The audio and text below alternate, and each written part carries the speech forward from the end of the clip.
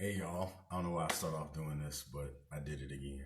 Anyway, this is Pedro coming to you live from the bunker. I don't know why I call it a bunker either, but hey, that's what I'm going to continue to do.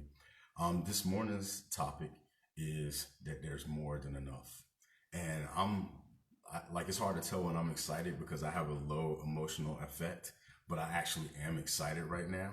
And part of my excitement comes from this video that I'm going to end up sharing with you guys later. Yesterday, I interviewed this guy named Scott Smith. And Scott Smith is a new buddy of mine. We've been having some conversations about some stuff that he's been working on. And what he's working on is this plan for universal basic income. And you've heard a lot about it from Andrew Yang. I knew about this from Scott before I even heard of Andrew Yang. And then you also have heard about the stimulus plan that people are talking about for the situation that we're in right now. Well, Scott's plan is so awesome. I can't even explain it right now without getting overly excited. So when I share, I need you to watch this video. We're calling it "All the Money in the World," or at least I'm calling it "All the Money in the World." It's a beautiful explanation for both the reason why it makes sense to have a universal basic income and also the method by which we can do it. And he doesn't agree with the plan that Andrew Yang has. He doesn't agree with the plan that we are putting in place. So you would think that if he doesn't agree with those plans, there would be no reason why he would support universal basic income. But he's a finance guy, and once you listen to it, you'll understand.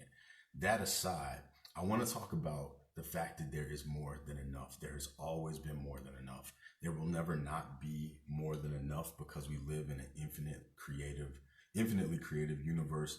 And whether you believe in God or not, I do. A lot of people I know do.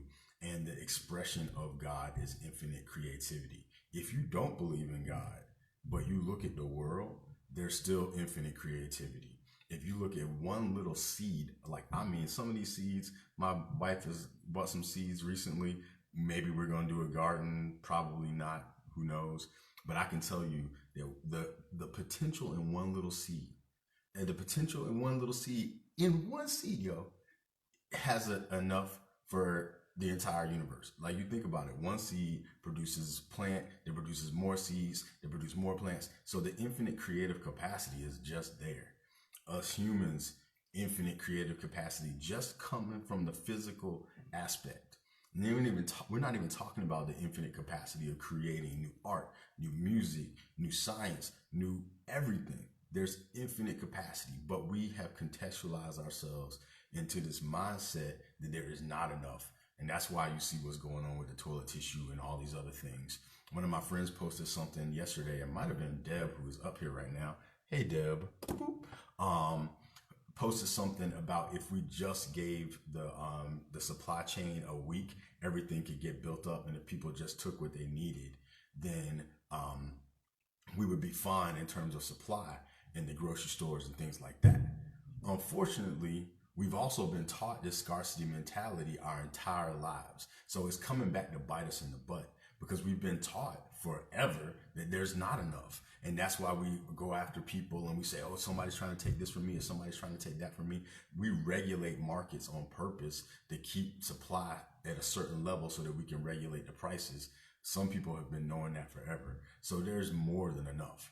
There is more than enough. And so the hope in this thing that I've been doing with Scott, and the hope if you're watching this video right now, is to do something to check in with yourself to realize just how much enoughness there actually is. One of my friends uses this example of, if I take a breath, it doesn't mean you don't get to take one. We all get to take breaths together, you know? If we think about our planet and the way it sustains itself, and if we weren't trying to outpace its ability to create, then we would find that there's more than enough in that way too. So I know that we've been taught otherwise. And I know that in this season of fear and anxiety and all these other things, there's this temptation to fall back on what we've been taught, that there's not enough, that someone's taking something from me and I got to get mine. And unfortunately, yes, that is coming back to bite us. But we have enough imagination, enough hope, and enough faith to do something about it. I know that right now there's a lot of things that we wish that we were doing that we can't do. Some of the things that we travel that we wanted to do, some of the things that people want to buy. But let me tell you, what we're going to realize how much we waste. We've been wasting and wasting and wasting, and at the same time saying that there's not enough. But in this season, because we're not out there being able to waste, we will see that there is more than enough. I'll tell you a little anecdotal story. I used to work for a sporting goods company. When I left the military, I took a bunch of odd jobs trying to figure out what I wanted to do with my life. I still don't know. But I took this job in a warehouse packing up sporting goods. And one day I got called to back me and a couple of guys, and they said, hey, we need you to come back here, and here's some razor blades, the little box cutters basically.